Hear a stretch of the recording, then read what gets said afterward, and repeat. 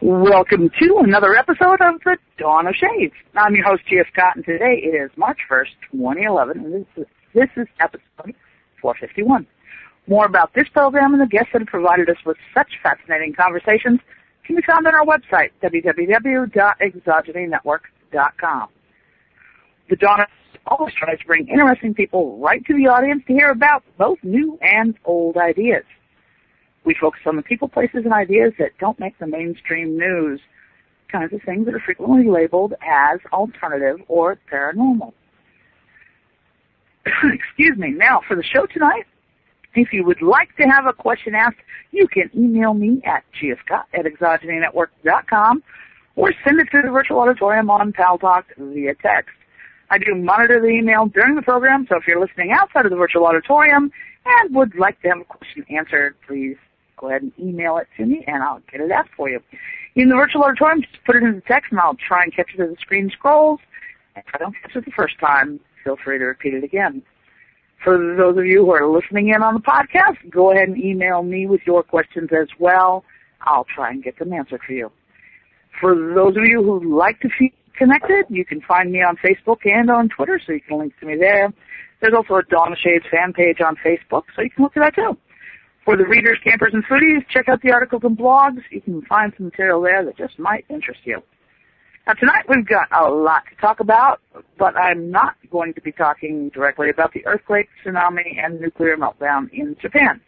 I have no idea what is really going on with the forces and nothing to say about the potential for nuclear fallout in the USA or anywhere else. I would like to remind everyone that they have the ability to use their voice of reason to sort real information from disinformation, misinformation, and the product of scaremongers. Don't ignore it, but don't panic and do stupid things either. Above all, don't go buying a nuclear fallout kit from some guy who's selling them for $99.99. That's going to save you from whatever the jet stream brings us. It's happy to get the garbage and give you a false sense of security. Research, question, and pay attention. So with that said, we can get on with the business at hand for us tonight. Tonight's program is a program about a book we could all use as we talk with the author tonight. I love the book and called her to arrange the interview the same day that I got the book. It's realistic, written so that it's easy to read and understand, and it lacks a lot of the mumbo-jumbo that seems to season most so-called field guides. I highly recommend it. So with that said, let's welcome Emily Carlin to the program. Emily, would you be so kind as to introduce yourself to the audience? Absolutely. As you said, my name is Emily Carlin. I am an author, and I am a witch, and I teach magic and defensive magic at the Grey School. That's grayschool.com. My book is called Defense Against the Dark, and it is a field guide to protecting yourself from predatory spirits, energy vampires, and malevolent magic. And this is really a book about things that are actually out there or may be out there and what to do about them. So you don't actually have to be frightened about all these things because you know exactly what to do should something happen. And you can pick it up at major bookstores, Amazon.com, BarnesandNoble.com. And you can always contact me via my website, which is www.e-carlin.com. That's me in a nutshell.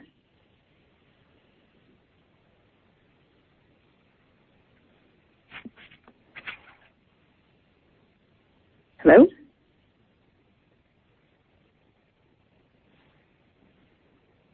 Hello?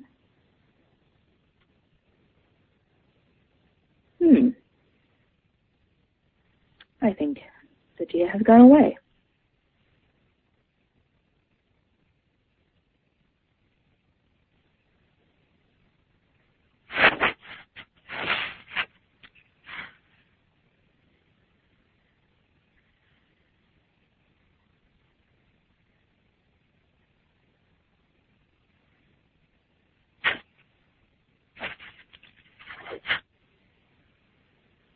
Hello?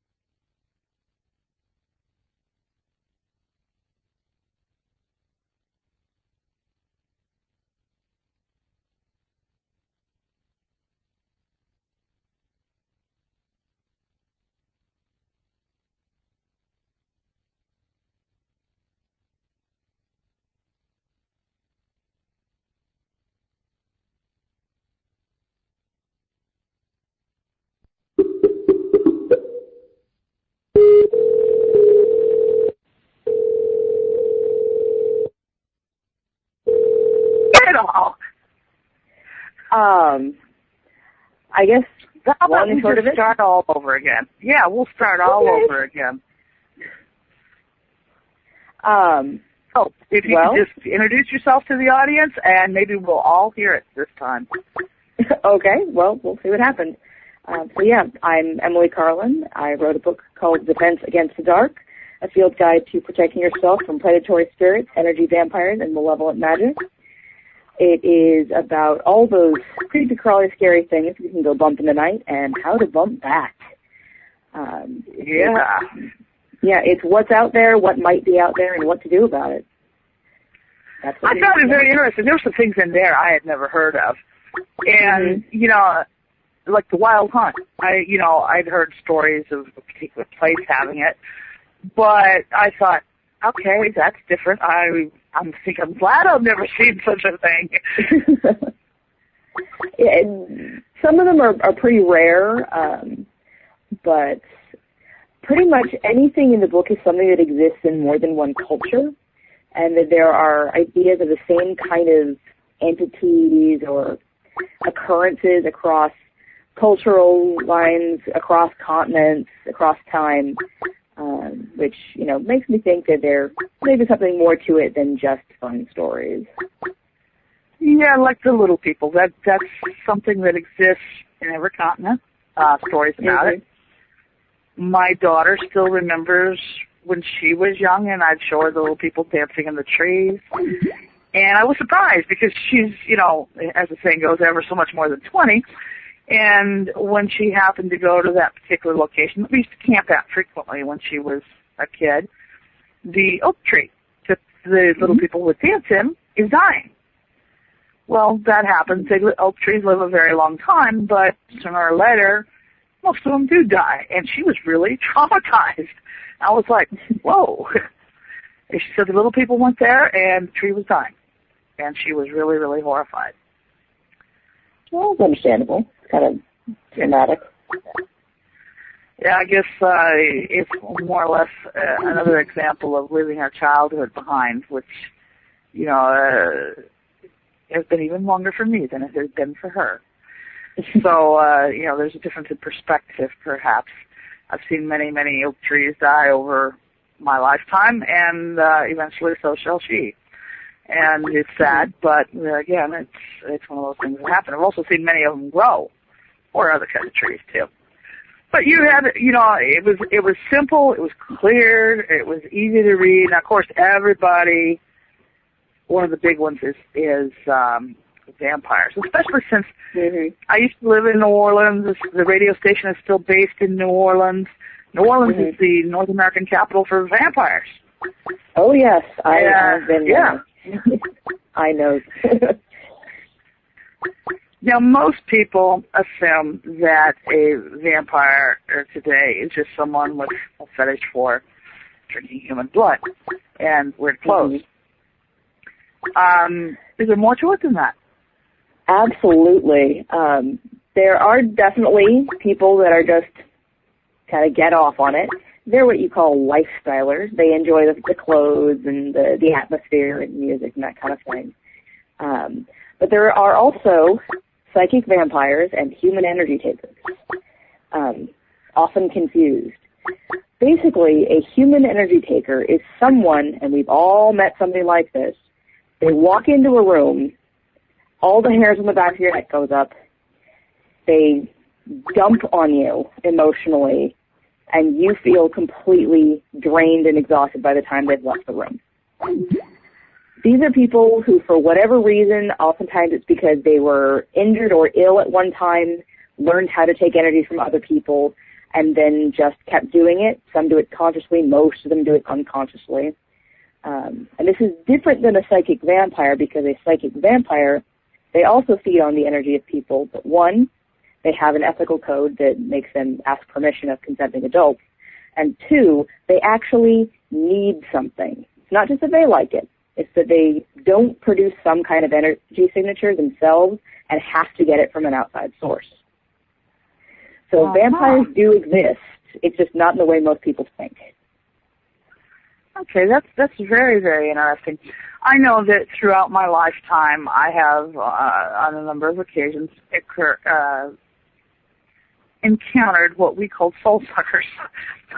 We're into simple graphic words. Soul suckers is what they were. And it was as though you spend time with them, half hour, half a day. I don't think anybody could survive much longer. I don't know how their families stood it. Mm-hmm. But when you would leave, you would feel as though someone had literally siphoned off your, not so much your physical energy as you might say your spiritual energy, that other kind of energy that we all have. And it would be exhausting. That would be an energy taker. Yeah, it would be exhausting. Not one. Most people are related to at least one. You know what's very, very common. Frequently, those energy vampires, as you call them, which sounds much more polite than soul suckers, I guess. They frequently were drug addicts if they had an issue with drugs, and that's when I would be most likely to encounter. And the only thing I can think of is, to me, it was as though their soul was so sick that in order to stay alive, it had to take anything it could. And it was exhausting. Yeah, there definitely are people like that, but most energy takers are not that far down the scale. Most of them are relatively normal functioning people. They're just kind of obnoxious. Ah, okay. I guess I've missed that kind. I've just met the ones that, I would come away and I was like, I don't know how anybody works with addicts because I feel like I've been dragged behind a train clear across the continent. And I was like, okay, protecting yourself from that. Apparently people who work with that sort of people naturally know how to protect themselves. That's the only thing I could think of. Yes and no. Yeah, that's what I could think of, but... Yeah. Pardon? Some people will just get drained every day. And they think it's because of the job. It's funny, but, sometimes, especially when you're dealing with the public, so you're encountering people from all walks of life. You'll come home from the day feeling jazzed and energetic, and other days you come home feeling literally like you were dragged behind a train across the continent. And yet the level of work you did was no different from day to day. You didn't have any major incidents or anything, that you can lay the blame at that feet. So, part of me says, well, I wonder if one of these energy vampires is the reason, you had a chance encounter with one, and that's the reason you came home feeling the way you did. It is possible. Yeah, it's just... So whatever made you start writing such a book? Well, I've seen ghosts and spirits and other things pretty much my entire life.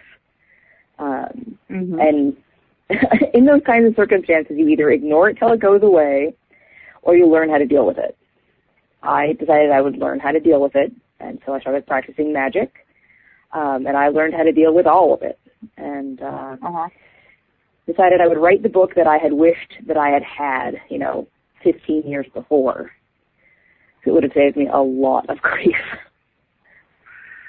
Well, as someone who has lived in several haunted houses, it can be just mildly alarming with a sense of amusement, or it can be genuinely terrifying, or there can be some very profound effects on the people that live in the house. And I've seen all of it happen. In fact, the one house that we lived in, every family that lived in that house, the people ended up divorced. They would have progressively more violent behavior from the kids. Some genuine, severe behavior issues would crop up, and frequently be accompanied by drug abuse and whatnot.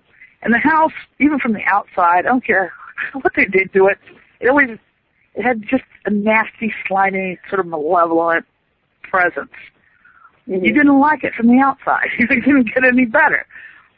And about, I guess it was maybe 4 or 5 years ago, I happened to drive past the house because it's in the Midwest, long ways from where I live.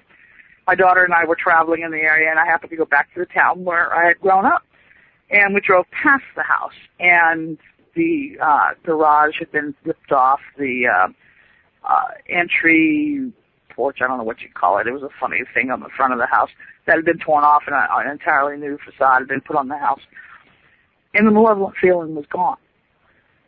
Mm-hmm. And I went, whoa, that was a good change. Now, I had always been told by other family members that the whole problem was caused by the garage, which this was an old house, a big old house. And they had taken one of the one-room schoolhouses that used to be all over the place. They'd taken one of those, moved it, and attached the house as a garage. And that all the bad stuff came from that schoolhouse. Now, I don't know if that's true or not, but, could be. I don't know. I know that in the house only one bedroom was, as I put it as a kid, uncontaminated. The other bedrooms were just bad, and the one was worse than the others. But those bedrooms weren't in the schoolhouse portion of the house, so I don't know.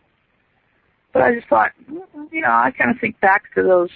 We had one ghost that she was just afraid somebody was going to fall down the basement stairs, and we lived with her quite happily once we found out how it was happening, because she would turn on the light, close the door, and put a chain across the top of the stairs. And my dad went nuts for about 6 months changing locks. But after we found out she was just worried about somebody falling down the stairs and we kept the chain latch, she quit bothering us. We even knew what her name was. Her name was Mary Gibson. So, most people, I think, either have personally experienced some sort of a haunting or know somebody who has. I think polls show that most people believe in ghosts, even if they can't explain what they are. Mm-hmm. And I noticed you didn't try to explain them necessarily either. No. There are certain things that, we've all got our theories, but there's no way to know.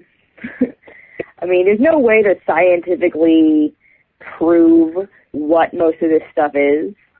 I wrote the book with the approach that there are certain symptoms that tend to group in an area and tend to get labeled as being caused by a certain entity.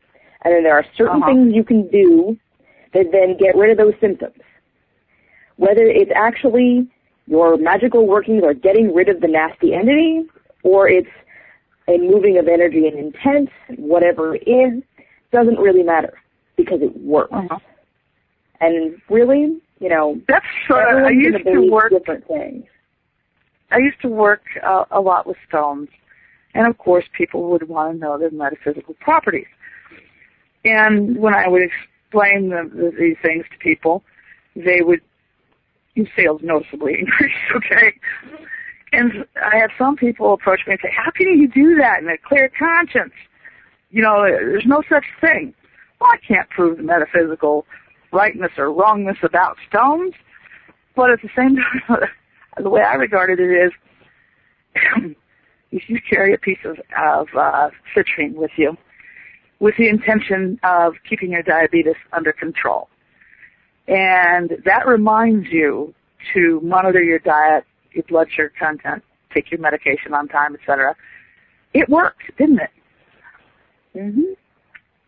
And so it wasn't the case of I said, you carry this rock and you don't need insulin anymore. No, I wasn't telling anybody that. I mean, that would be stupid. The rock wasn't going to cure them, but it could help them. Mm-hmm. And that was the way I regarded it, is that it addressed the symptom. At the most simple level, it would address the symptom. It would act as a reminder and help them make the necessary changes. So do these little rituals with ghosts and the other paranormal entities, do you think it's a ritual so much, or is it something else? Well, I think it's a combination. In my experience, you really have to have a combination of strong-willed intent along with kind of the right sequence of actions. If you have the right sequence of actions and no intent, it's not going to work. If you have the intent but you don't do anything with it, it's not going to work either. So you have to combine them. And, you know, for me, this is the stuff that has always worked. So that's what it's there for.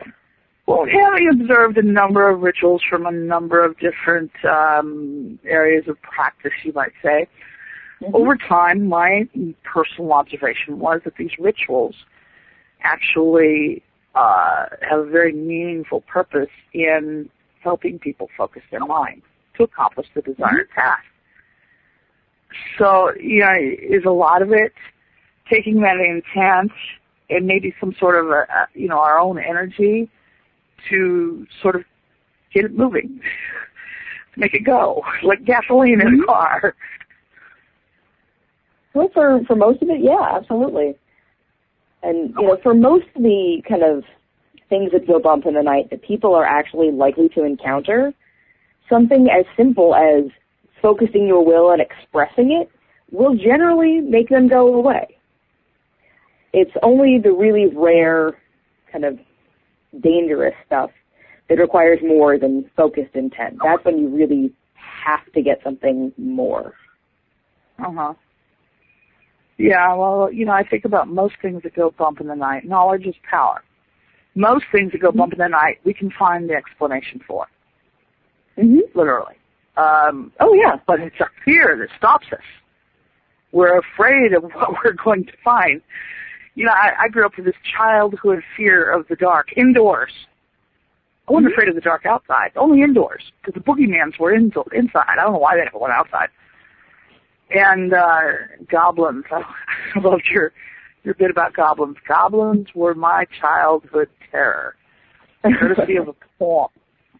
There's a poem called "The Goblins Will Get You If You Don't Watch Out," and it was in Giant Book of Poetry or something like that was published in the early 60s. And it had the most horrible illustrations. And they were going to get you if you weren't good. Well, what child is always good? You know, I could always think of 100 reasons why the goblins were going to get me. And so, yeah, they lurked in the corners and under your bed in the shadowy places. And they were going to have these long arms. They're going to reach out and grab you.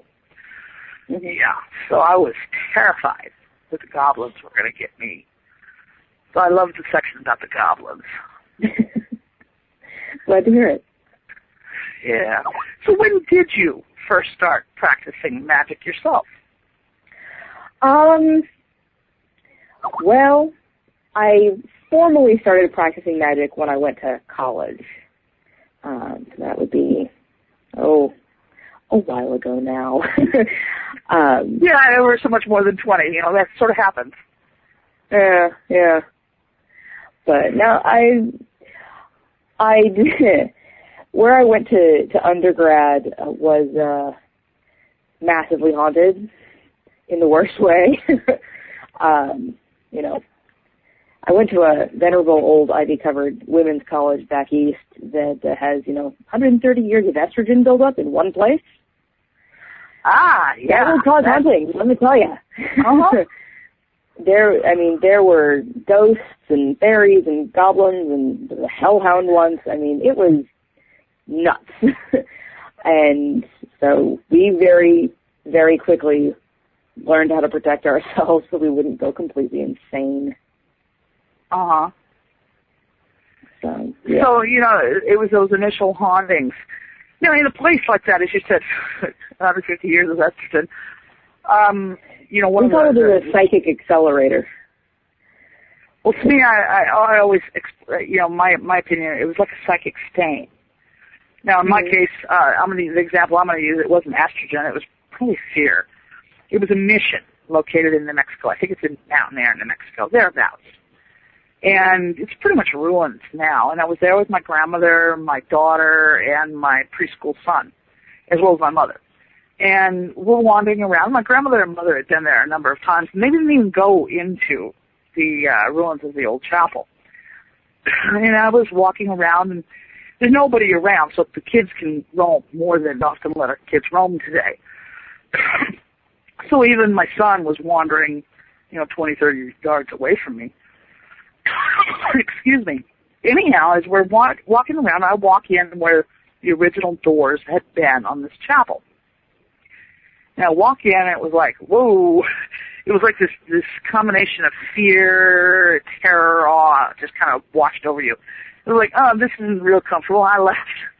And I went and sat on a bench where I could see the front of this old chapel. And here comes my daughter bebopping along in her own 12-year-old world. And she walks in, she stops, she kind of looks around, she just backs out. Oh, that's interesting. So then I watch my son do the same thing. He goes bebopping in. 4-year-olds, they're in their own world, and it doesn't have much to do with the adult world.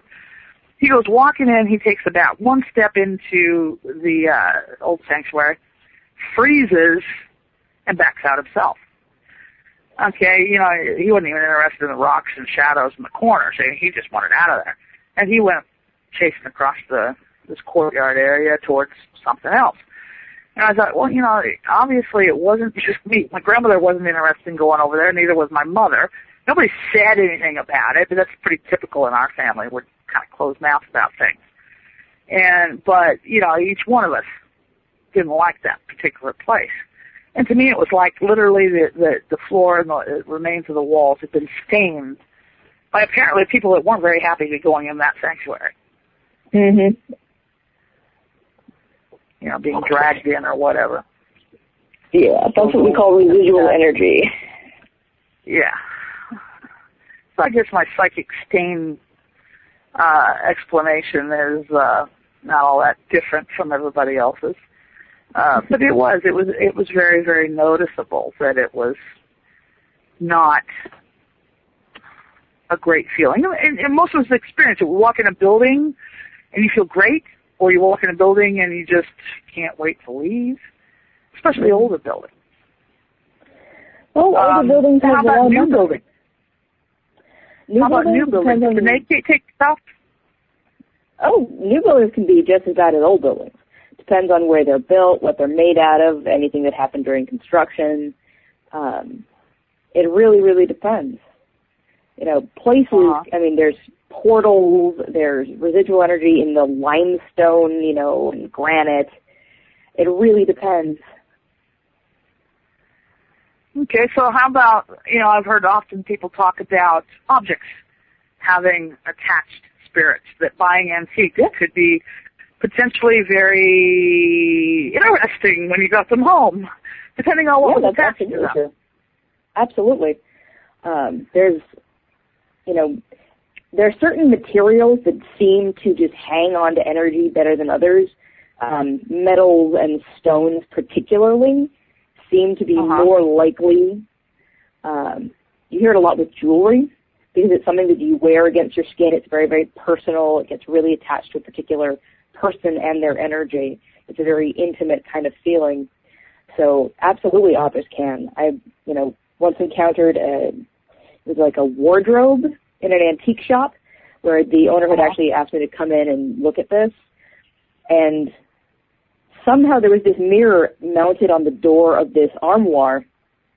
And periodically this mirror would open a portal to somewhere else and things would come through. We don't know if the previous owner had done that on purpose or if it had just happened or what, but she took the mirror off the door and never had any more problems.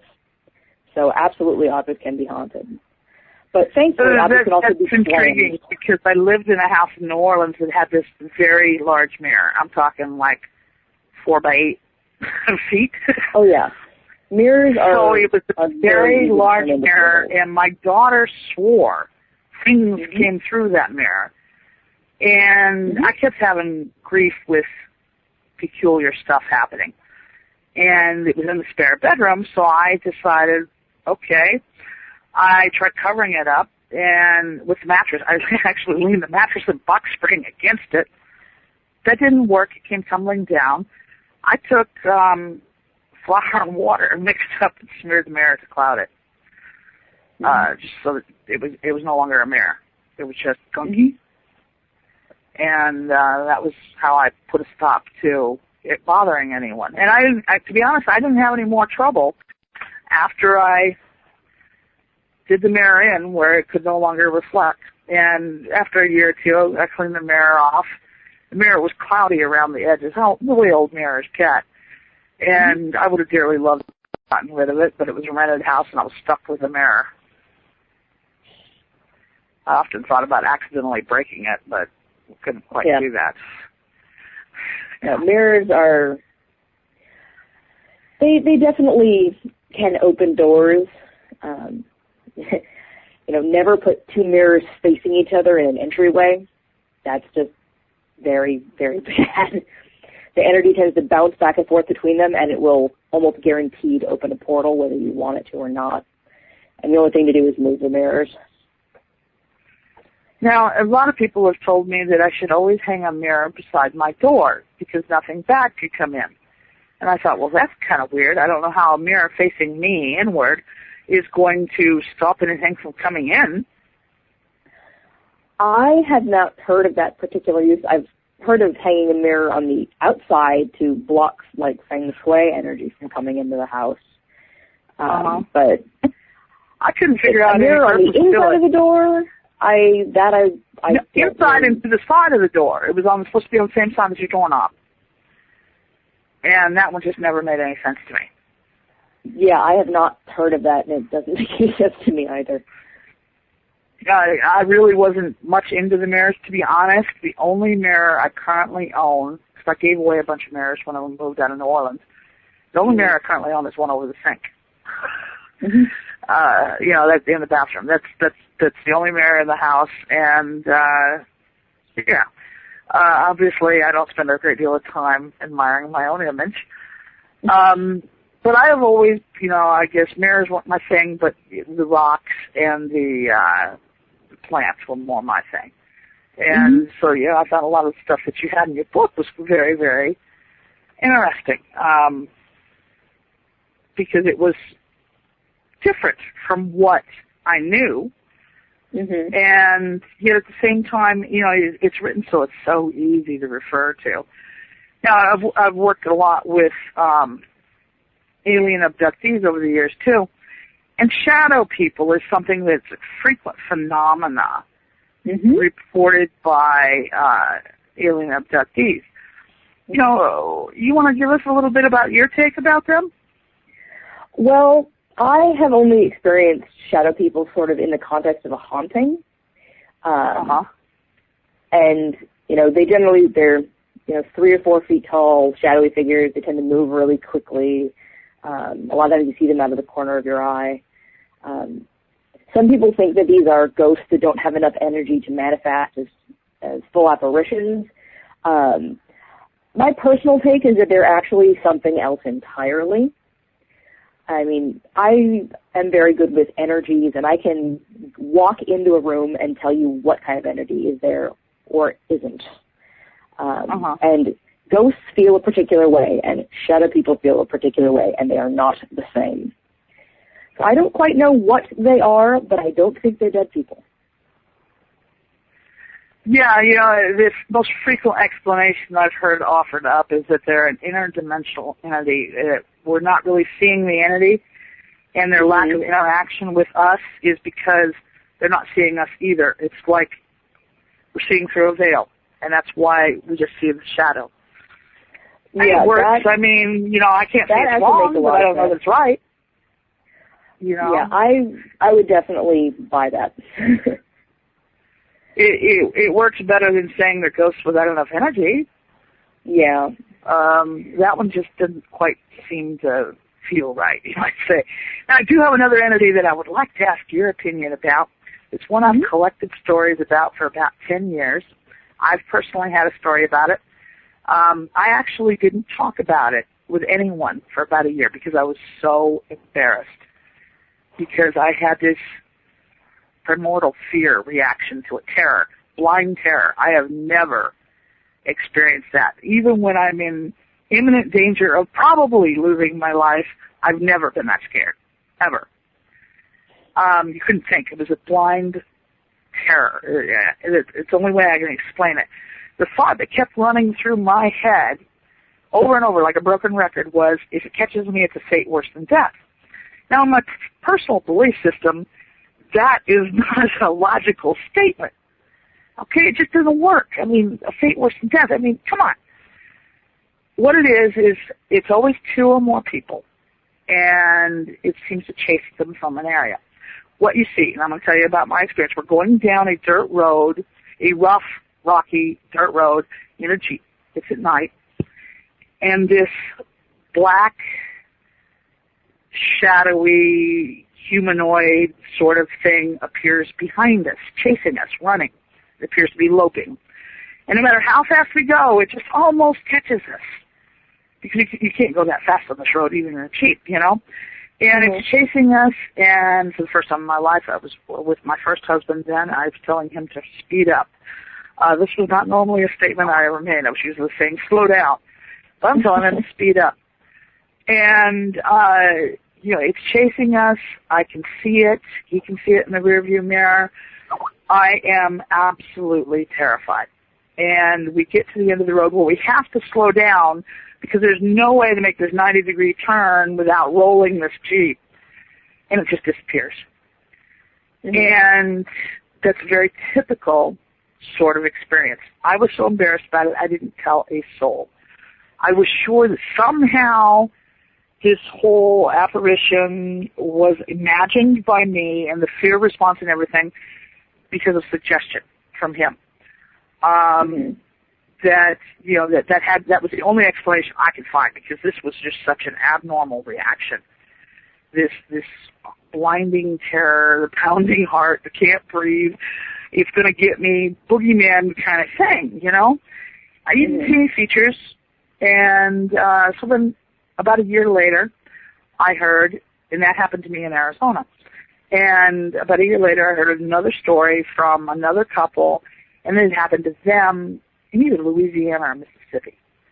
And same scenario. This thing chased them in a car. And I was like, you know, that's the same thing.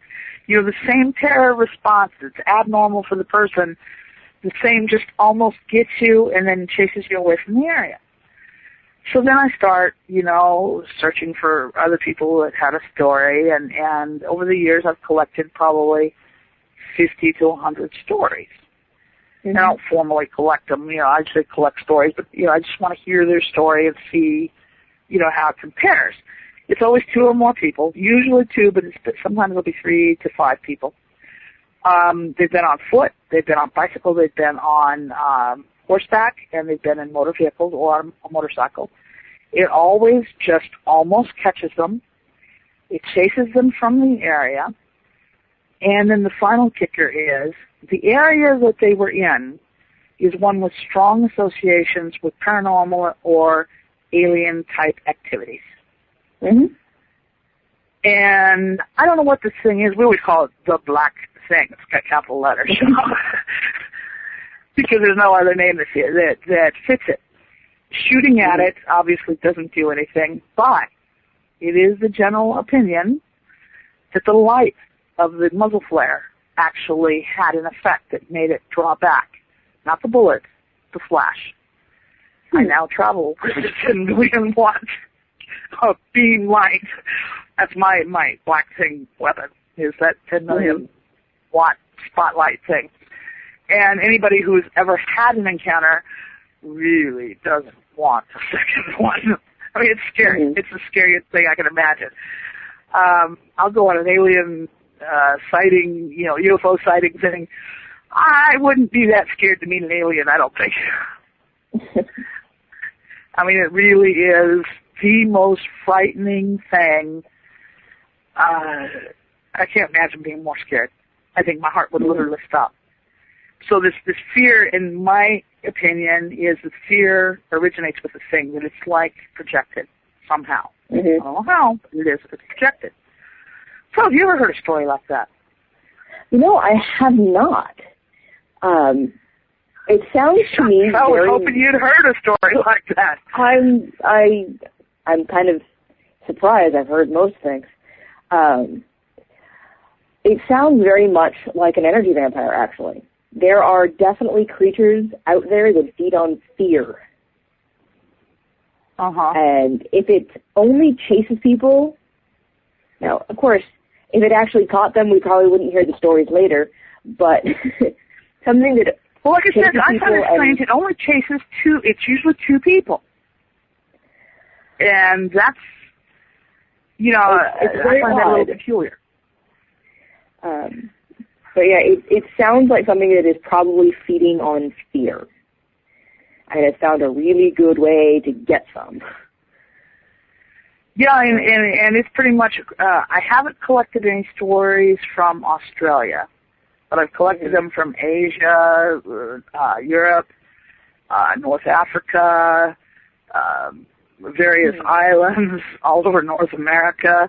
And like I said, the first two stories, my own from Arizona and the other one from Louisiana, those were, greatly separated. I know their story wasn't born by hearing mine because I didn't tell anybody. I was so embarrassed.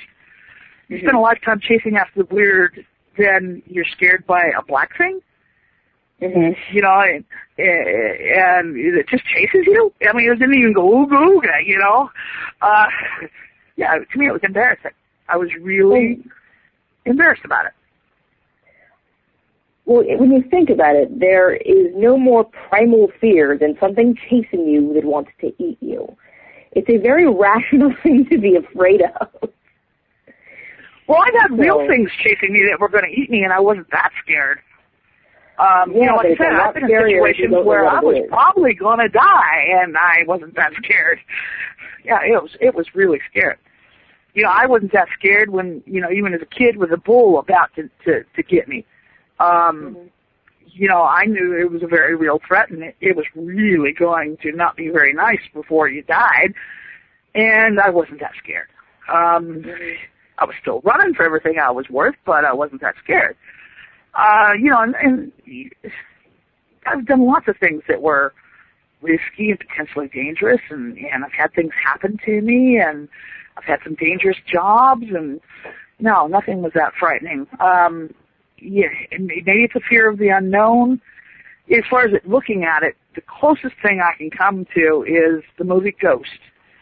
If you ever saw that, those black things that came to get the bad guys, it was kind of like that, but it was like the shadows had congealed. They were thicker, denser, more substantial. This was like an absence of light that was so dense you could have actually. It could be a lot of things, but it very much sounds like... I've had an encounter once with what, this is a mispronunciation because I don't speak Navajo, but it sounds pretty much like a Tianagloshi. And these things are also they're kind of like a congealed black thing. Yeah. But they have features, okay? They have features. You can see sort of a face. You can see limbs clearly and whatnot if you have an encounter with one of those things. But this thing, and they're not that scary. I mean, they scare you. I mean, it's more of a startle factor to have one suddenly appear in front of you. It's quite startling, right? My encounter with those, I stood there probably for 5 minutes with my mouth hanging open as I watched it run across the desert. Because I just couldn't believe I just had an encounter with it, But this other thing, that was terrifying. And, talking to other people, the area we were crossing through is known for what is called in the area ghost lights or foo lights. And these balls of light race around this plain, flat area in northern Arizona. And, people knew that stuff was going to be out there frequently. And we used to go out there sometimes just to watch it because it was really interesting to see these balls of light come racing, and then they'd race around these little rock formations and up and down, and it was strange. And they go fast, too. And it was a really strange phenomenon to go watch. But that particular night, we were just driving down the dirt road to head home when this thing started chasing us. Yeah. And like I said, it was the most terrifying experience I've ever had. I would rather eat dirt than have another one. And if anybody has ever had a mouthful of dirt, it doesn't taste so good. No, but yeah. So I was just curious because I do ask people often when they come on the show, when I talk to them other places, and get to talking about the spooky things that go bump in the night. Did you have any childhood encounters? Is that what initiated your interest, or was it actually in college? Both. I had a lot of experience as a child with ghosts and fairies. Nothing too bad. The house I grew up in had 2 ghosts in it. One of them was quite friendly and would actually sit guard at my bedroom door and keep the other one away, which was, less nice. So I dealt with that for, the first 18 years of my life. But it was really when I got to college that I kind of dove in head first, because instead of having something that is mildly annoying out, is behind your left shoulder, it was more stuff battering on my door going, "Hi, we're here." And,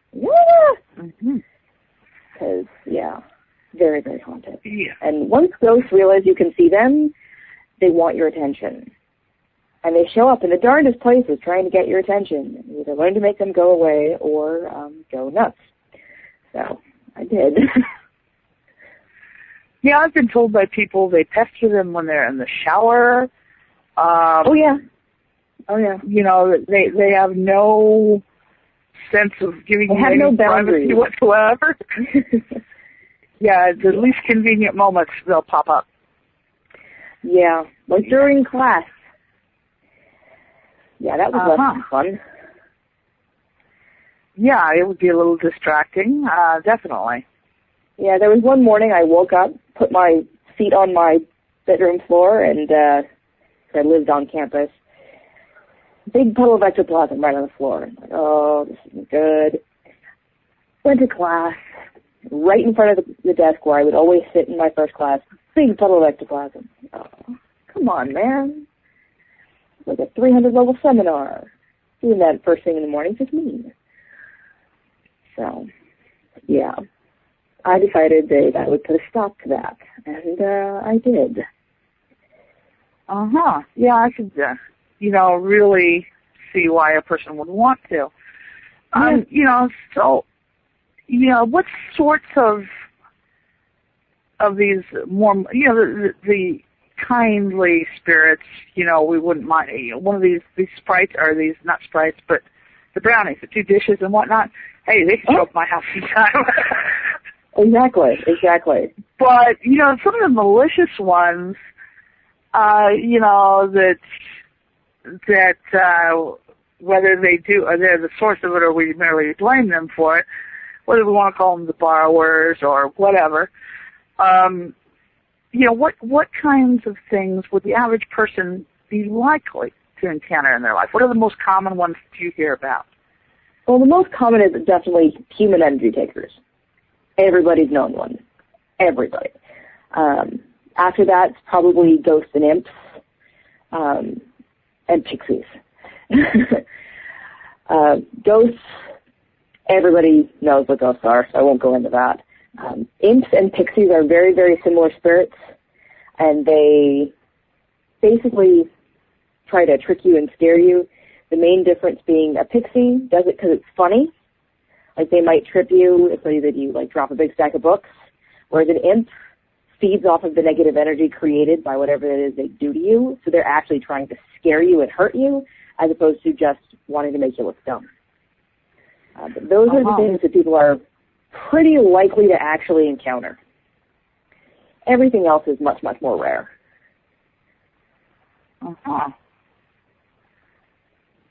Okay, so out of the all the different kinds of creatures that you've researched, what's your favorite? Oh, I'd be very hard-pressed to pick a favorite. It tends to switch around. For a while, it was the wild hunt, just because it's so cool. I spent a lot of time camping and hiking, and I've spent weeks, months, probably years out of my life in very remote areas.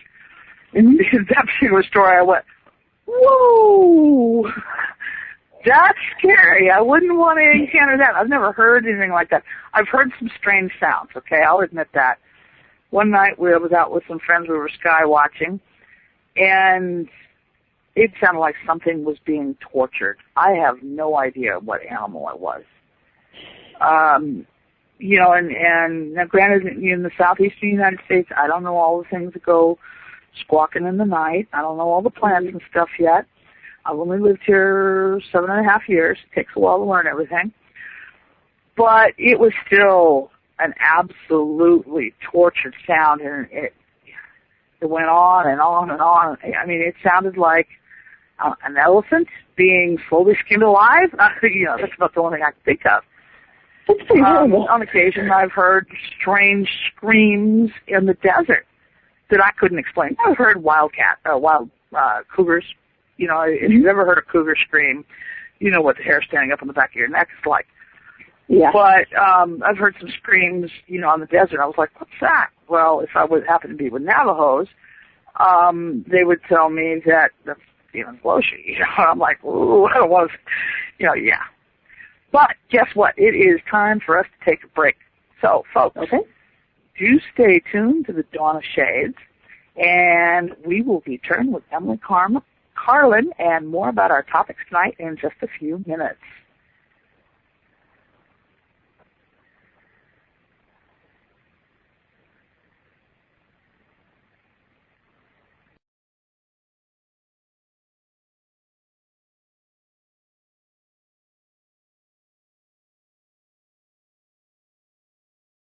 Never made it as a wise man. I couldn't cut it as a poor man stealing. Tired of living like a blind man.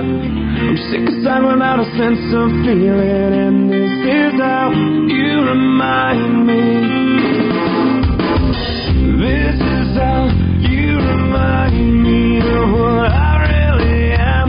This is how you remind me of what I really am. Not like you. Was we not a different story? This time I'm mistaken. Forehead and you I was breaking. And I've been wrong. I've been down. Been to the bottom of every bottle. To find words in my head. Meanwhile we haven't fun yet.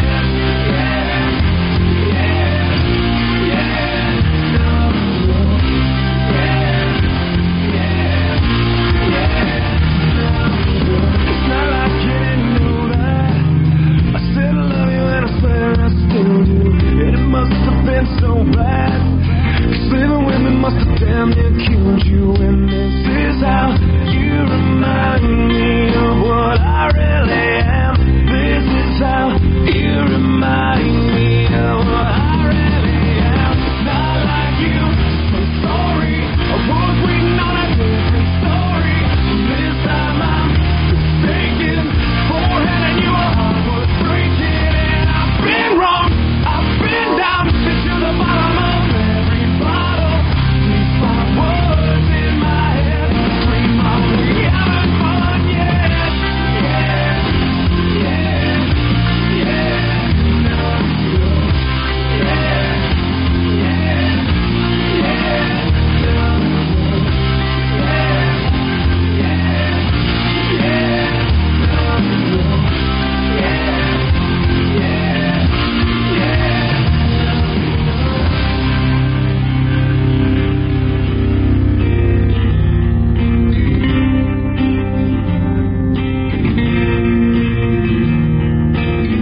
Never made it as a wise man. I couldn't cut it as a poor man stealing. And this is how you remind me. This is how you remind me. This is how you remind me of what I really am. This is how you remind me of what I really am. Not like you. Sorry, or was we not a different story? This time I'm mistaken. Forehead and your heart was breaking. I've been wrong. I've been down. Been to the bottom of every bottle. Five words in my head. We haven't fun yet.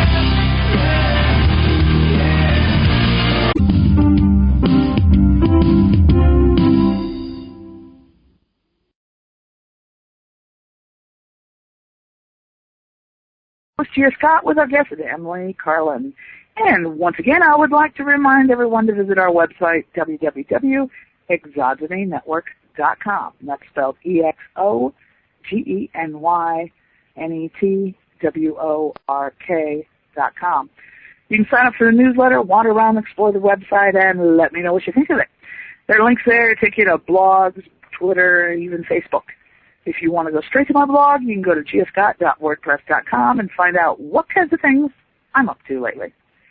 Now, tonight's guest is Emily Carlin, and our topic is an absolutely fascinating one. If you would like to ask a question or make a comment, you can email it to me at giascott@exogenynetwork.com, and I will pass it on from there. If you're listening in on a podcast or think of it after the show has finished, go ahead and send it to me. I'll do my best to get your questions answered. If you're in the virtual auditorium, put it in text there, and I'm trying very hard to get you to the screen scrolls. So, Emily, we talked a whole bunch while we were on break. The audience missed that part. But one of the things that we talked a little bit about, or at least brought up, was what keeps you busy besides your day job, and that is something called the Gray School. Yes. I suppose you could tell us a little bit about it. Absolutely. The Gray School is an online, work-at-your-own-pace, non-denominational, magical school. We have 16 departments. We teach everything from tarot and astrology to herbalism, wart cunning, lore, and I teach, of course, defensive magic. I am dean of the dark arts department. It's a very, very cool program. We accept students from ages 11 and up. Most of our students are adults. Our school is separated into 7 levels, kind of like years of study. And we also do have an independent study program called the Magistrate Program. So that's the very basics. Okay. And where do they find this at Gray School? On the internet, it is www.grayschool.com. And it's Gray spelled with an A, not an E, right? Correct. Okay. I just wanted to make sure. And with that, while you were talking about the Gray School and dark arts and malevolent magic, a big question everybody is going to ask about is curses. Mm-hmm. You know, everybody and their brother talks about curses. And it's been the focal point of a number of terrifying movies and books as well. So are curses real? Can they really do harm? Are curses real? Yes, curses are real, but they're much, much rarer than most people think. So, a curse, the problem with curses is you can curse yourself really easily. If you believe you are cursed, you will probably curse yourself. The basic principle of almost all magic is like attracts like. Good energy attracts good energy. Negative energy attracts negative energy. So if you think that you're cursed and you start blaming all the bad things that happen to you during your day, including that red light and that cold latte, to a curse, guess what? You're going to attract more negative energy, which is going to make your life worse, which is going to attract more negative energy, and you'll curse yourself. So that is probably 99.99% of all curses I have run into is someone thinks they're cursed, and so they curse themselves. It is incredibly difficult to actually curse someone in a way that isn't even remotely effective. Every time you think nasty thoughts about someone, it sends negative energy at them. Most of us bounce this stuff off 1,000 times a day, including the guy who's behind you at the red light. But every once in a while, maybe you're particularly vulnerable, maybe you're sick, maybe, you're mourning something, you're vulnerable for some reason. And the person who's got a major hate-on for you, maybe they actually know what they're doing. Maybe they're incredibly focused. That person may actually be able to successfully send negative energy to you to a point where it actually does something to you. I have never experienced that. I have experienced someone trying to curse me. She failed miserably.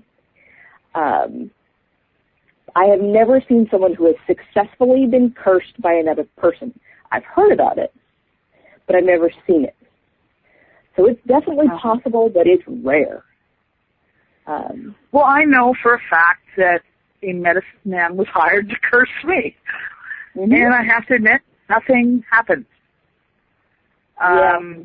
Nothing happened. I was, they spent however much money, probably $50 to $500, right in that range. And okay, anyone that's charging for medical services like that is a sham.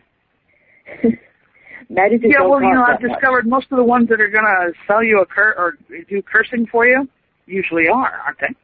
Yeah. I mean, really, seriously. I don't know of any legitimate practitioner that goes around doing curses for people. It's because when you curse someone, you bind yourself to that person. No one who could actually do this would choose to. I mean, certainly not for pay for someone else. Maybe if someone, killed my child or something, maybe then I would curse someone and be willing to then be bound to that person for the duration. But, I mean, really, it's just not worth it. No. People I know that I was always raised where you weren't supposed to think nasty thoughts about people, okay? And above all, you weren't supposed to say something terrible about them or to them. Like, I wish you were dead. No, that kind of stuff was strongly discouraged. I guess, the average 6-year-old isn't exactly the most polite child, especially without a parental sight, And what teenage girl or preteen girl hasn't sat in her bedroom after a rousing fight with her mother and said, I wish she was dead. She's mean. Oh, yeah. And we all have, we've all done it. Our mothers didn't die. No. But at the same time, there's an element of caution on my part about thinking bad things about people. So I have to admit, my favorite response when I feel someone has wronged me has always been to just say, okay, I hope you reap as you sow. I might be wrong, in which case, nothing bad's going to happen to you, but I hope you get what you deserve, Yep. Yeah, which is about as negative, I guess, as I could go, in good conscience anyhow. My favorite response is to laugh in their faces. Because nothing pisses someone off more when they're trying to, make you angry or hurt you than laughing. It's incredibly effective. I mean, let it actually completely counteract any negative energy they send at you. Yeah, I mean, laughter is very, very useful in a number of situations. It is magically potent. Yeah, you've taken away the One power. of the easiest ways to cleanse a house is to have lots of young children run around screaming and laughing and making noise. Clears bad energy right out. Very, very easy. Yeah, it really would. All that positive feeling. Although I have seen some houses that even young children, when they walk in, it's like they've been draped in a wet blanket. I mean, there's something about it really inhibiting. Yeah, well, that's when you need to step it up a notch. Yeah. Well, I'm sure everybody has done that. You go to visit friends or relatives, and maybe they knew you were coming, maybe they didn't. But in any case, just prior to your arrival, there was a rousing fight between some of the occupants. And you walk in, and you could cut this atmosphere with a knife, literally. It doesn't even have to be a sharp one. I mean, there's a big, nasty fight here. And I have to admit, I toured a supposedly haunted plantation house in Louisiana called the Myrtles, which has been on haunted TV or several TV programs. It was the most disappointing haunted tour I've ever taken. But I have to admit, the dining room, it was like somebody just had an argument there. It was just an unpleasant room. I didn't like the house. I didn't like the tour. I did get pictures accidentally. I discovered it later of two different photographs. One showed two entities, the other one showed the one entity again. That were taken outside the house just before I left. Okay? Mm-hmm. Those people weren't there. I wish I had gotten the name of the lady who was standing beside me that was taking photographs to see if her camera had also picked it up, because her camera was brand new, a very expensive digital camera, and it started malfunctioning. I mean, it did all sorts of weird things. And we had talked back and forth for several minutes while she was fighting with her camera, and then she finally got it to work about the time I took those two pictures and headed through the courtyard to our car, and we left. And my eyes aren't what they used to be, and on my little bitty LCD screen on my camera, those two entities were just a dot. All right, I didn't even see them until I got them home and put them on the computer. And for people that are curious, I think they're still on the website. But anyhow, that there again, that sort of a thing was there. So after a family's had a big fight, a lot of times it takes a long time for the feelings to go away. Even if the argument is settled or whatever the issue was is settled, those bad feelings just linger like the smell of cabbage and fish. They do. I mean, it's very similar. The magical equivalent of baking soda in the back of my book. There are several techniques in my book for house cleansing, rituals, smudging, floor washes, that kind of thing, that all clear out that kind of energy that on its own does take a really long time to dissipate. Yeah, those really intense negative emotions. I mean, when we have positive ones that hang around like that, we enjoy that. Okay? Yeah. The feeling a house has, during a big family happy get-together, Christmas, birthday parties, so what. When that feeling lingers in the house, it's wonderful. It's like fresh air coming in. But when it's negative feelings, we remember it, we notice it, we respond to it in a negative way.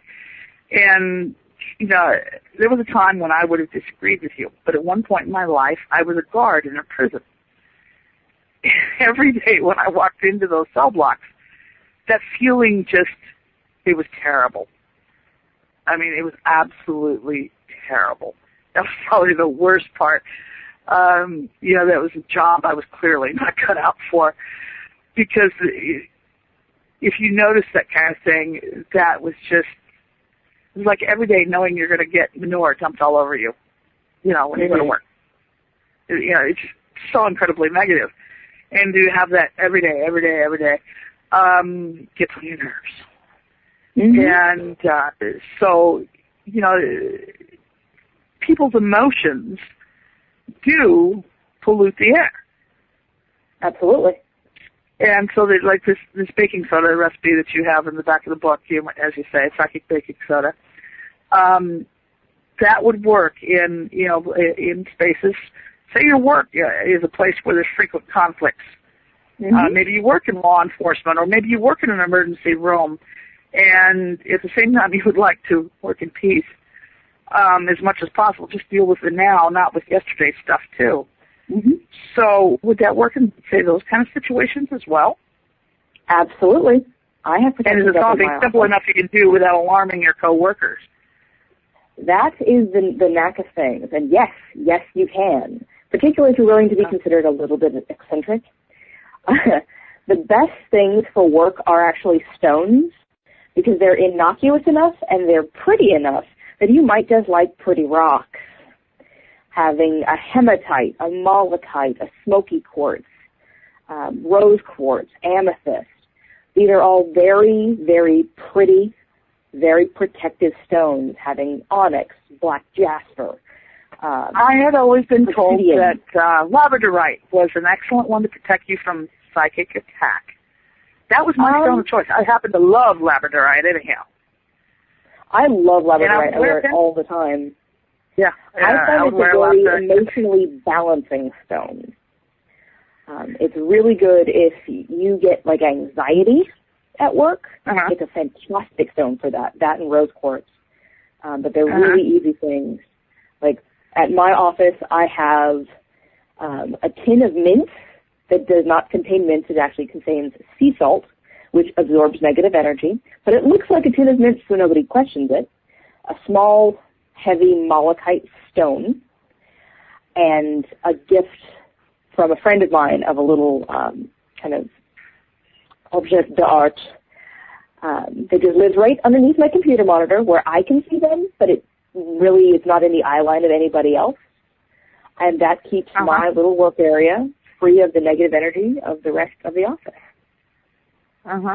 Yeah. You know, and perfumes and essential oils, if you would just, like, keep a bottle, like I have a frankincense and myrrh and dragon's blood as a combination. Local shop mixes up for me, which is actually the components of Fiery Wall Protection Oil. Just keep the bottle at my desk. You know, you don't want to douse your office in incense and essential oils because it can really piss off your coworkers, especially if they have allergies. But just having the bottle there works pretty much the same way. Yeah, and a lot of times, too, some of these, you know, I always found a great method for me was to not bring it home with me, was immediately after work, shower. Absolutely. And since I make my own soap, I could put any essential oil in it I wanted. Absolutely. Smudge, you know, burning white sage or cedar, lavender, mugwort. All these things you can kind of fumigate yourself with. So great things to do when you get home from work, absolutely. Yeah, and all those kinds of things do help maintain at least, you know, your home is supposed to be the place where you're safe, you're protected, you can relax, and you can keep the outside world at bay. And it doesn't matter if you live in a tar paper shack or the biggest McMansion in town. That is what your home is for. Absolutely. And, you know, like when I lived in a dorm, you can only do so much in a dorm. I mean, you can't burn incense, you can't burn candles, you can't put holes in the wall, you can't do much of anything. And but you're allowed to claim your little bit of space, even if it is just one room or one corner of one room. And if you have control over the space, you can have control over the energy. It can make a huge difference. And I can see with stones would be probably the simplest, least offensive to your neighbor's solution. And I always was told to, when you need a stone, it will appear in your life. And I was at a very difficult crossroads in life, you might say. And the same road that I'd been chased by the black thing, I often drove it going to work. And I was driving this road one cold winter morning, and the wind's blowing, and it's nasty. And as I had a couple of gates I had to get out and open, and then drive through, and then close the gate behind me. I mean, we're out in the country, you know. And as I was closing the gate, which I closed and opened it, it was done several times a day by several different people. Laying on the ground were two pieces of snowflake obsidian. Now, snowflake obsidian is not an uncommon rock. However, it doesn't occur in northern Arizona. You find obsidian, but not snowflake obsidian. I don't know how those two rocks got there. I don't know where they came from. But I carried them as pocket stones through that whole transition period. And for me, they just appeared when I needed them. And that's just, I was always told that. And it definitely does happen. Yeah, somebody will give it to you. You'll find it. I carry around a rock that looks like a potato. Right? That rock's been with me for years. It's got a lot of stuff tied up with it, you might say. And it's probably, if I had to choose between that and between one of my crystal balls, potato rock wins hands down. Never mind that, you know, potato rock has a value of 0. I don't care. To me, it's much more valuable than the crystal balls. So, yeah, it's just one of those things. And rocks are something that I always had an affinity for, you might say. They're my thing. And I don't care much about the diamonds and stuff that most people do. My jewelry is all peculiar stuff, like labradorite. I have a ring right here with me now. It flashes blue. Sometimes I like blue and sometimes I like the green, because if you've never seen labradorite is a stone that as you move it, it catches the light and refracts it in different ways. Mhm. So No, I've got a great labradorite that is kind of blue-green, depending on how you look at it. I love it. Yeah, I have a pendant that's both colors, but this particular ring is pretty much blue. I have a question from the virtual auditorium about crystal ball gazing technique. Do you know anything about crystal ball gazing? I do. It's called scrying. Yeah, and what else about it? Well, scrying is a form of divination. Basically, crystal gazing, what I do, I like to use flawed crystals, actually, with lots of like relations and facets and things, because I find them kind of easier to look into than the kind of the leaded glass crystal things that you see in movies with gypsies. Yeah. I like actual rocks. Well, the rainbows, there are other things. The fractures and flaws add interest and beauty. Absolutely, absolutely. So the kind of the general technique for crystal gazing is to have a light source somewhere behind you and off to the side so that you don't see the reflection of the light source in the crystal itself. It should be relatively dim. And you let yourself do sort of a soft focus into the crystal and kind of open your mind to the images that will come. And some people see actual images forming inside the crystal itself. Some people just get strong impressions of images in their minds. Kind of depends on how you work. For me, it's generally that I get a very, very strong impression in my mind that the crystal sort of facilitates. You can use the same technique to use black mirrors, bowls of water, puddles, rings. So you don't necessarily need a $900 crystal ball to do this. A dark bowl with tap water in it works just fine. Yeah, So, I have to admit, I've got my favorite crystal ball is actually one that was given to me by a boss when I was leaving that particular job, and it's also the largest of them. I have a smaller one that I actually bought for myself because it appealed to me, and then I have a number of ones that are larger than a golf ball but smaller than a tennis ball in a variety of stones. And a lot of the stones, for me, I wouldn't say I see things in them so much as the spherical shape and whatnot is soothing to the soul. That's the only way I can put it. Just soothing to the soul. Just sit and hold a stone for a while and roll it around in your hand, and life is better. Yeah. Well, it's called grounding, actually. It's something that you can do unconsciously, particularly with good crystals, particularly things like hematite and smoky quartz. But grounding is actually a process where you kind of take all the kind of extra energy and all the negative energy that you've got kind of stored up, the stress in your shoulders and lower back, and you let it flow out of your body and into the earth where it is neutralized and goes away. And for a lot of people, taking a bath will do this, holding a stone, meditation, walking, all that kind of stuff. But crystals are a great way to do just that. My favorite way is sitting by a fire. It can be a candle if I can't go out and where I can build a fire. But it's better if I can have a little bit bigger than a candle. And just sitting by the fire, I can just let it all go.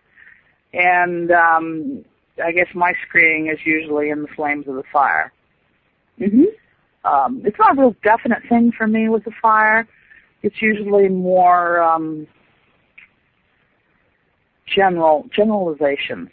It's like reading the headlines, I guess is the way to put it. You're not reading the whole story, but you get the headlines there. And the fire for me is, going out and camping out in someplace and building a fire and sleeping, in a tent or on the ground.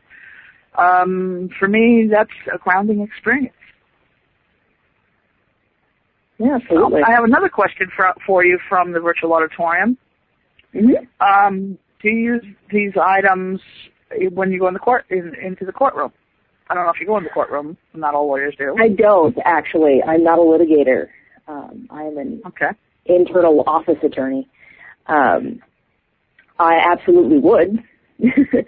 I am one of those people, I'm very, very subtle in what I do because some people think witches are scary. All of my jewelry is magical. Every last piece of it. I won't wear it if it isn't. But I make sure it's very, very subtle. Things like a very lovely set labradorite or, a big circle of hematite, and it looks like very pretty, trendy jewelry, but it's incredibly magically charged. And, being from New Orleans, you've probably seen, make other lawyers stupid oil, and court case oil and that kind of thing. Voodoo for dummies. Yeah. Huge. The Lucky Mojo Company makes an entire industry out of it. If you know how to make it yourself, you can make it so that it actually works. And, I would not scruple not to use that. I use magic pretty much constantly. It's sort of a way of life. There's definitely subtle things you can do in a courtroom. Yeah, and because you can use it in any business situation, really. Absolutely. I know many people who do, both in their preparation for the business meeting or encounter or transaction or whatever term fits the situation. But sometimes they may even use a ritual beforehand. They're going to take into consideration with the colors they wear, with the scents that they wear, the soap that they use in their shower, maybe even what they ate, because I do know a number of people that their herbal magic includes the foods that they eat. Mm-hmm. And so forth and so on. And so it isn't like a lot of religions where you just practice it one day a week or whatever, or once a year when you go to church or whatever. It's literally a way of life. I mean, you think about it with everything you do. Absolutely. So you do take it into consideration. And another common misconception that I'm sure you've encountered is that because you are a witch, you've got warts in your nose, you ride a broom, and you worship the devil. Yes, I have run into that. I find it very amusing. No, I'm a pagan. I like trees and nature and mountains. I appreciate the cycles of nature. I try to live in tune to the cycles of nature and kind of use natural energy currents to my advantage rather than trying to fight against them. I don't believe in the Christian version of the devil.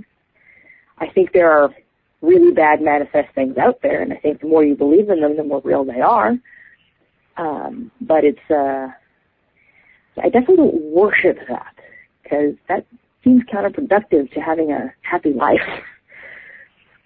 Yeah, I mean, I really can't. It's like, if you say you're an atheist, that means you're saying you don't believe in God. Well, how can you don't believe in God? So it doesn't make sense. It's illogical. If I don't believe in something, I don't need a special name for it, and I don't need to talk about it all the time. I don't spend a lot of time talking about the tooth fairy.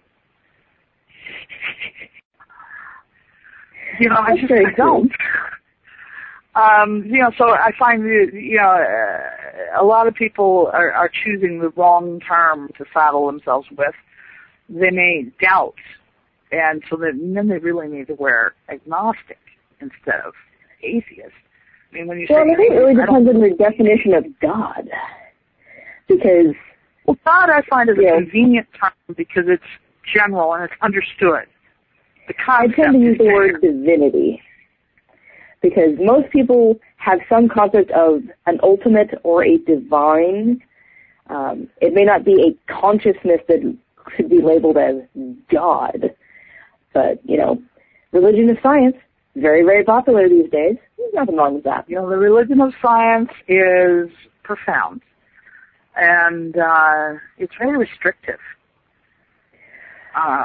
You can't do this, can't do that, because church science says you can't. The soul doesn't exist because the church science says so. And yet most of us would say, yeah, there's a spark of something in everyone. Because even if you're sitting there blindfolded, wrapped in a blanket, head to toe, so you can't feel even a current of air, and somebody walks into the room, you're going to feel it. Mm-hmm. I can't imagine not being able to feel it. And when you walk in the room with someone who is critically injured or ill, that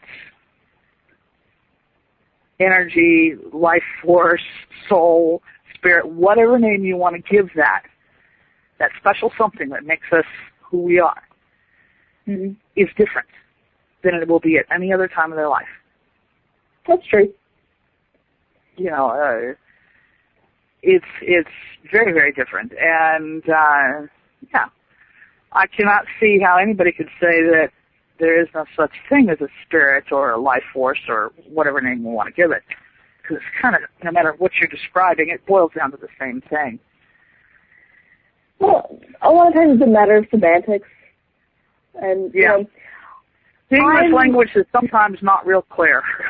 Yeah, and, as someone who has faced flack for their beliefs, I don't give people flack. If whatever they believe, it works for them, that's cool with me. Just don't, try to shove it down my throat. Uh-huh. My husband is a staunch atheist and thinks most of what I do is ridiculous. And that's fine with me. That's totally fine with me.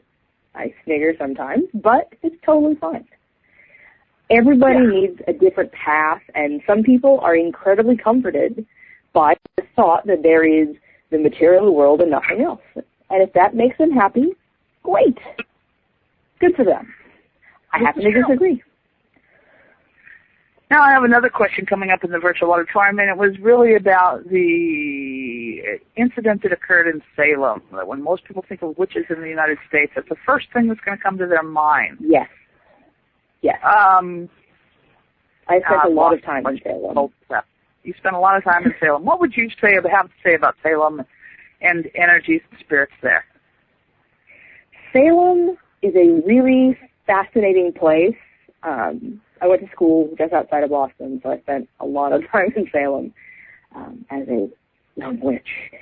The energy of Salem is actually incredibly, incredibly positive. The pagan community has kind of turned Salem into our little Mecca/Disneyland. Uh-huh. It's actually very, very positive these days.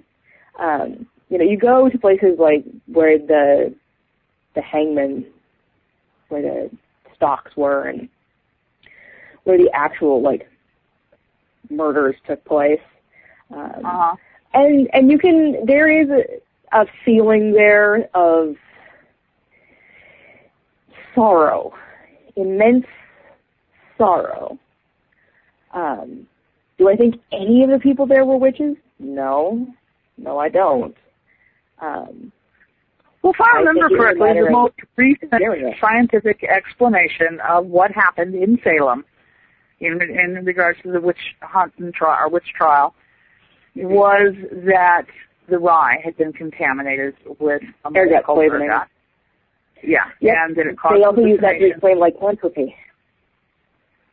Explain what again? Lycanthropy, werewolf. Well, and it's also been attributed as a major cause of the French Revolution. Was the rye not only was in short supply, but it was contaminated. That could very well be because, these people.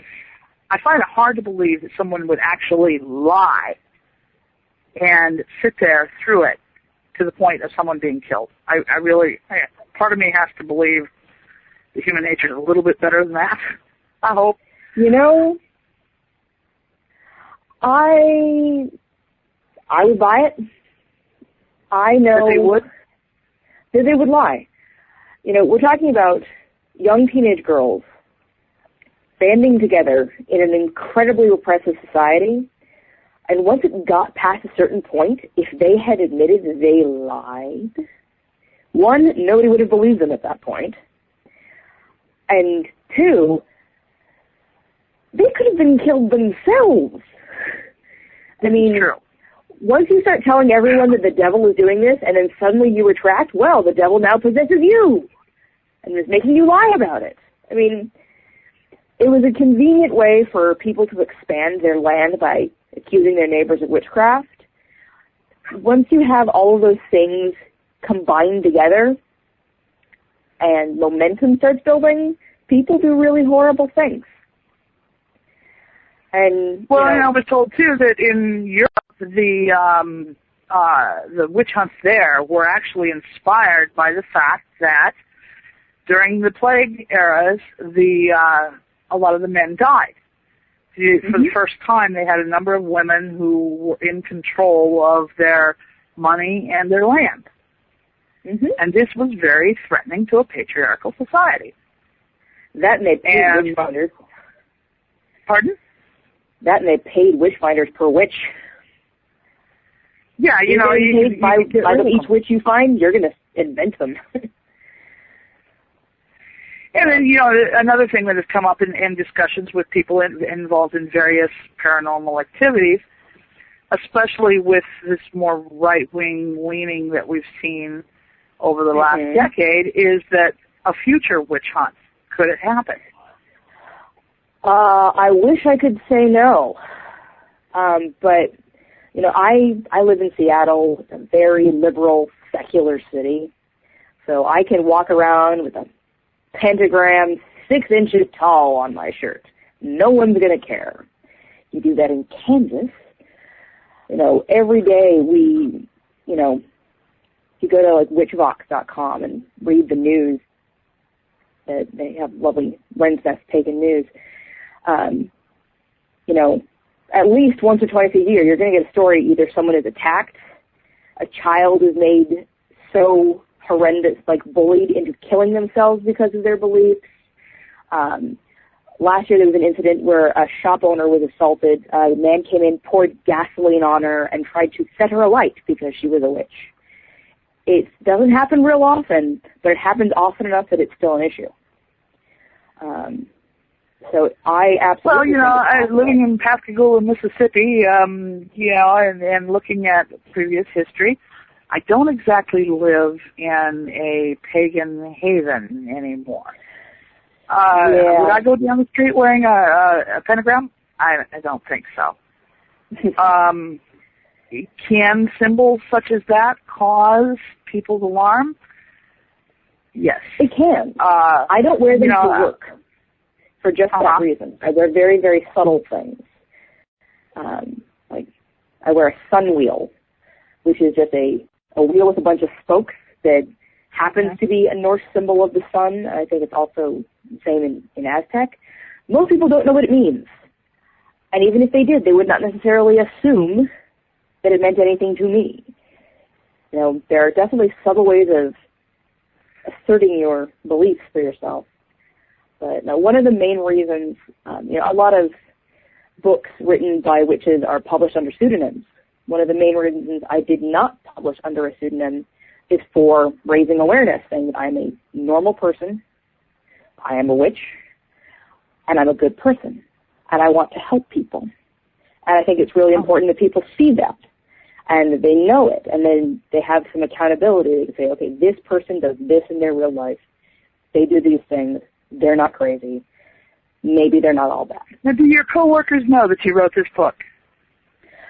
Unless they found it out on their own. Them, if they figure it out on their own, that's fine. I don't talk about it at work because I do work in a law firm, and the law is not the most liberal of professions. I do kind of worry about being fired. I will admit it. You know, it's not that big of a fear because, like I said, I work in Seattle, pretty darn liberal. But it does happen. It can be an issue. And I think it's really important to let people know that we're normal people too.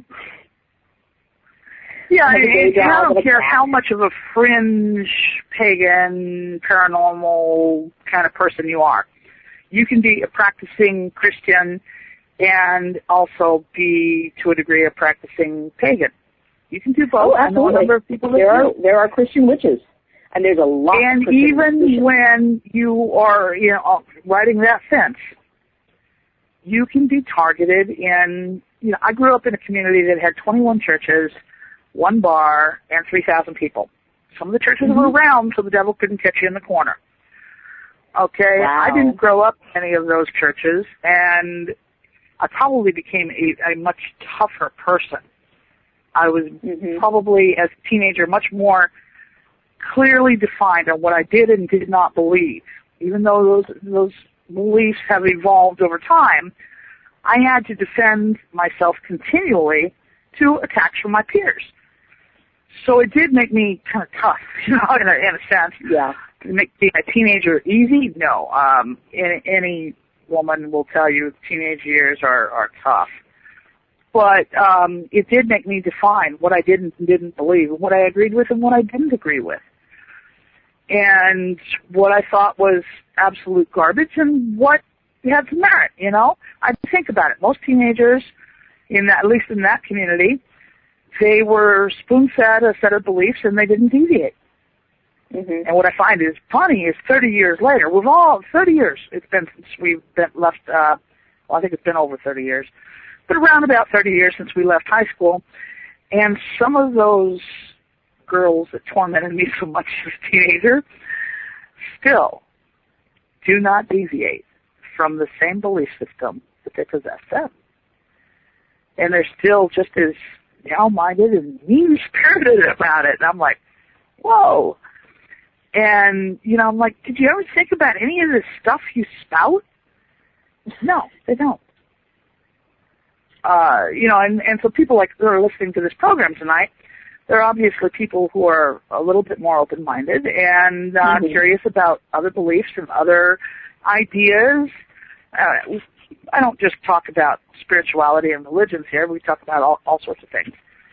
Mm-hmm. But, it does, people really can deal with a lot of peer pressure because of a slight variation from their peers. People really are afraid of anyone who's different. If you're the only one with dark hair in one town and another lady's the only one with blonde hair in another town, you're different. People look at you differently. They find it threatening. Mm-hmm.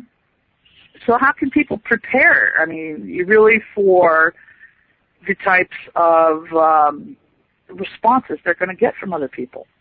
I know over my lifetime I've developed my own thick skin, and that has affected me so far.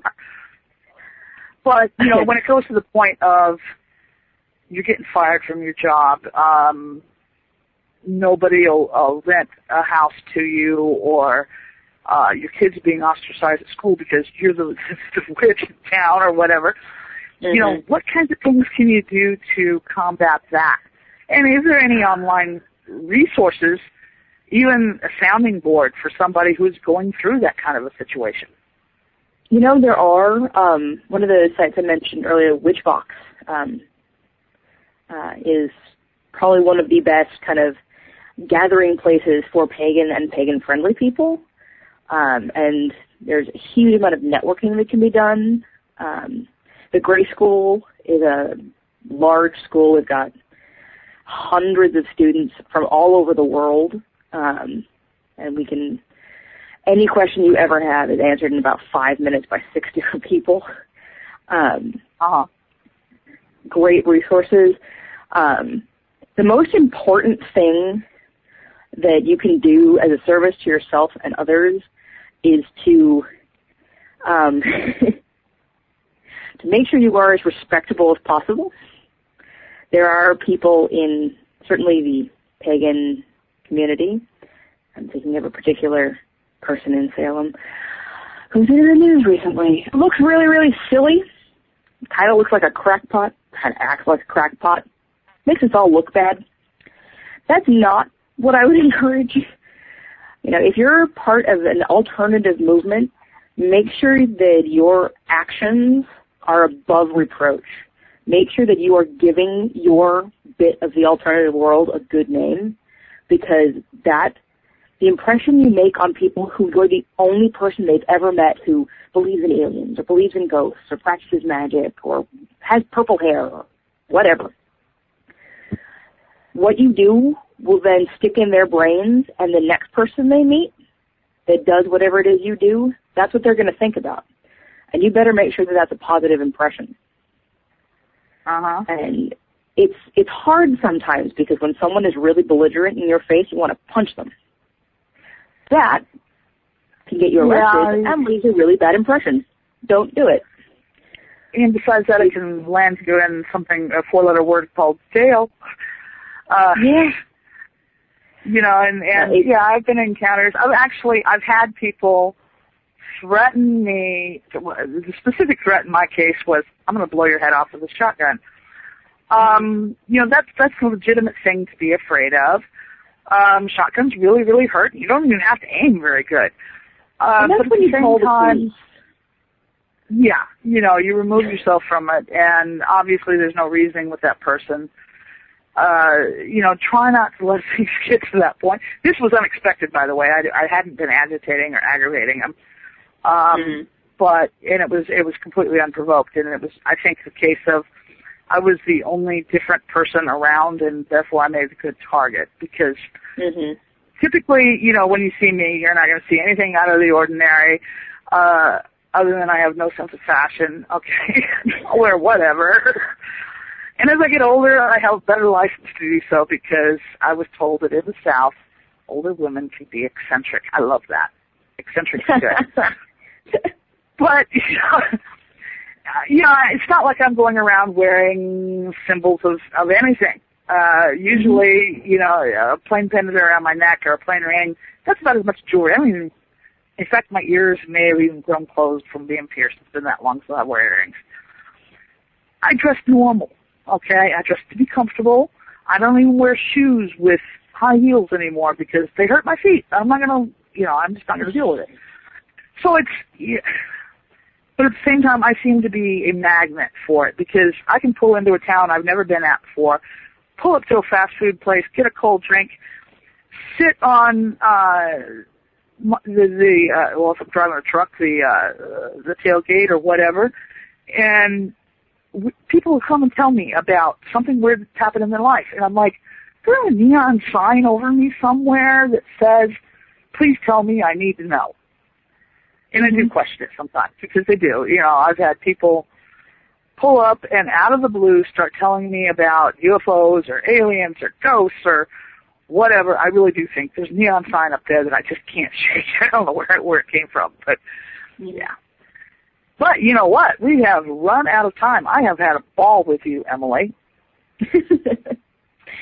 You've been a world of information, and great time has been had by all. Before we go, would you like to give your website and whatnot to everybody so they know where to find your book? I would. So you can get my book, Defense Against the Dark, at all your major booksellers, Amazon.com. My website is www.e-carlin, that's C-A-R-L-I-N, just like George, .com. You can email me directly. It's just emily@e-carlin.com. Real easy to remember. If you remember my name, you've got my email. And the Gray School is www.grayschool, gray with an A.com. And that's where you can find me. Okay. Well, folks, with that, we are out of time once again. I would like to thank Emily Carlin for joining us tonight, being a fantastic guest. You've been great, Emily. And I've enjoyed the program with her tonight, and I hope all of you have as well. And that you found that it provided all of you with plenty of food for thought and more illumination for your personal journey towards truth. Join us again next Tuesday, and we'll bring you along for another episode of The Dawn of Shades. Sure to be another fascinating conversation with our guests. With that, we are out of time. I'm your host, Gia Scott, and good night.